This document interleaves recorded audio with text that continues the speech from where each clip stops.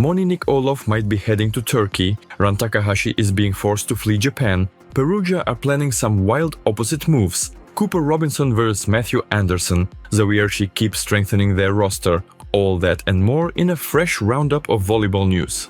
You hit me with a like and a subscription as usual, and I'll hit you with the brightest events from the volleyball courts.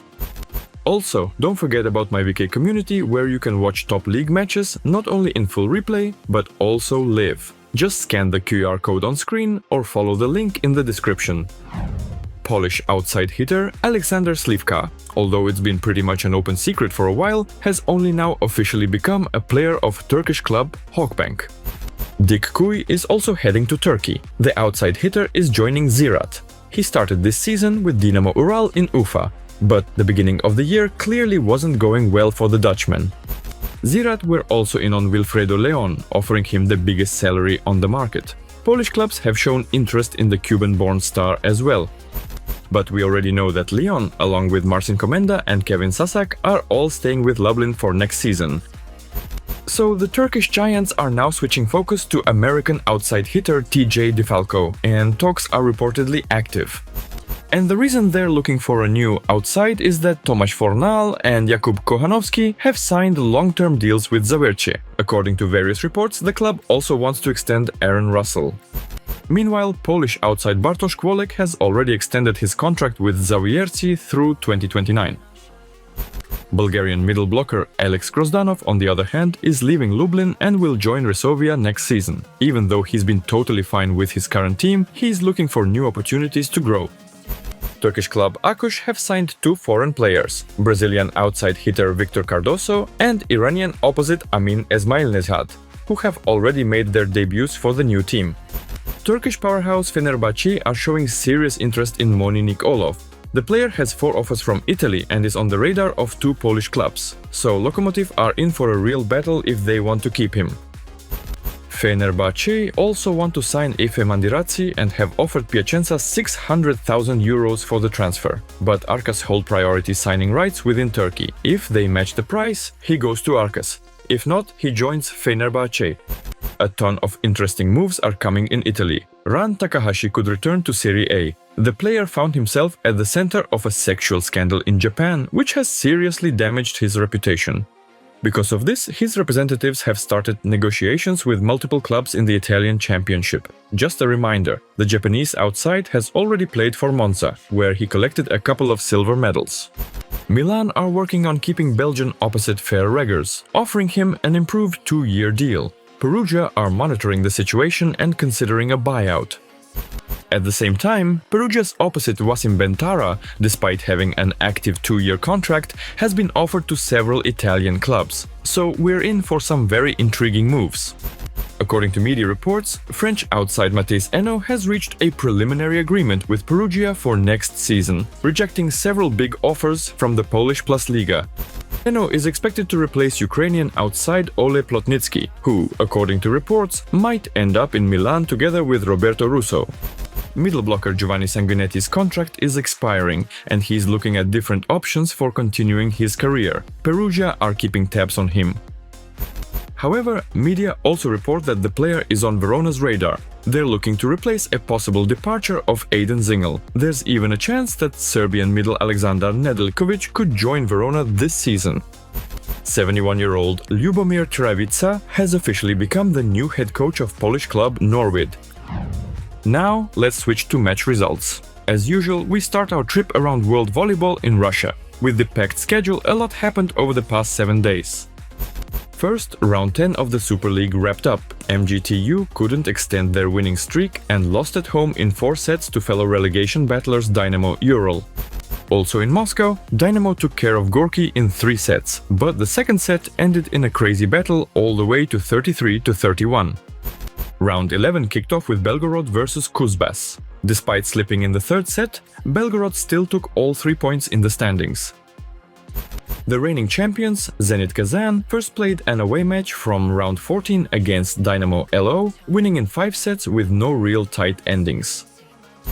Just 3 days later, they fought St. Petersburg's Zenit without Vladislav Babkevich. The hosts only put up a show thanks to a strong first set performance from Marlon Yant, but Kazan took over afterward, securing another win and first place in the standings.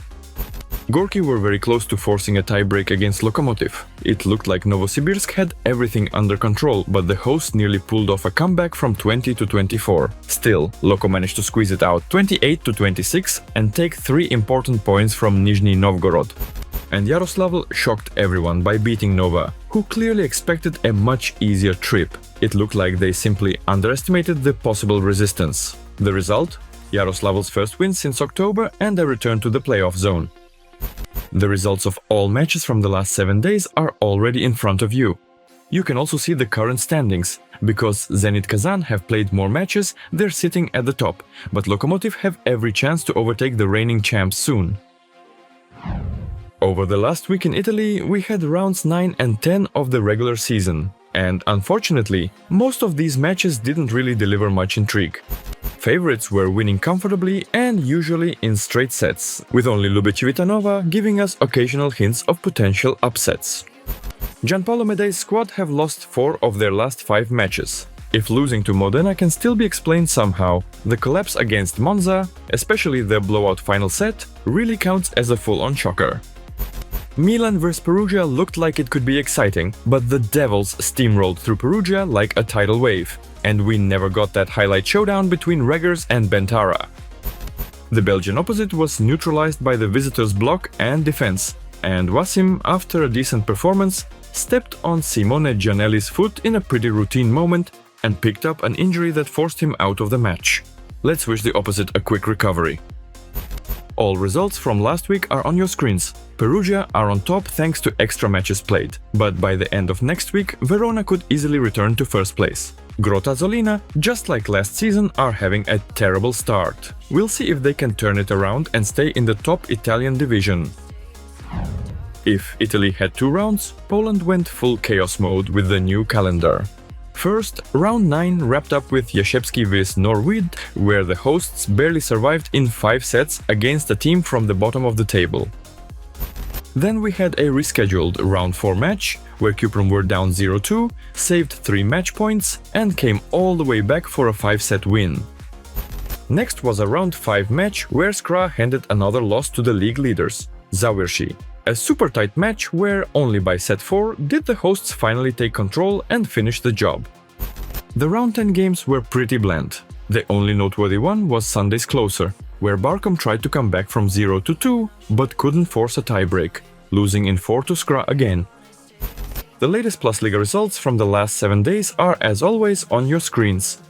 And while most teams have played 10 matches, Zawirsky already have 13, which is why they're leading. But there's a serious chase pack right behind them, ready to capitalize on any slip-up.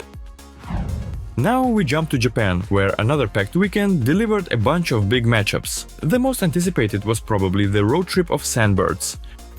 Russian fans were especially tuned in because Sandbirds feature Dmitry Muzersky and Egor Kliuka, while Arrows have Kirill Klets. And despite all efforts from the Russian opposite and a tight battle in the second match, the hosts couldn't take a single set in either of the 2 meetings. For American volleyball fans, the main storyline was Thunder versus Blazers, Cooper Robinson versus Matthew Anderson. The teams traded wins. Thunder took the first one in 4, and Anderson's squad came back in the second match with a tie-break win. Worth mentioning is Kento Miya-Urey's return to Stings, where he played last season. But it wasn't a happy reunion. Wolf Dogs lost both matches 1-3. Adding to the problems, Polish middle Norbert Huber picked up an injury. Let's hope it's nothing too serious and he's back soon.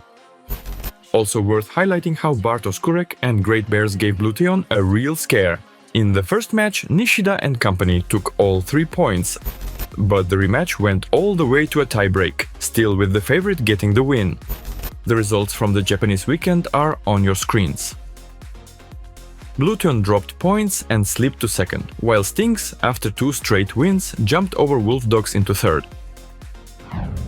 In the Turkish Championship, 2 rounds have been played since early December. Since it's tough to follow the league closely, let's just run through the biggest matchups and results.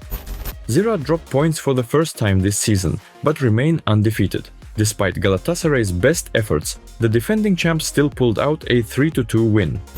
But in the next round, it looked like they left everything in that tiebreaker.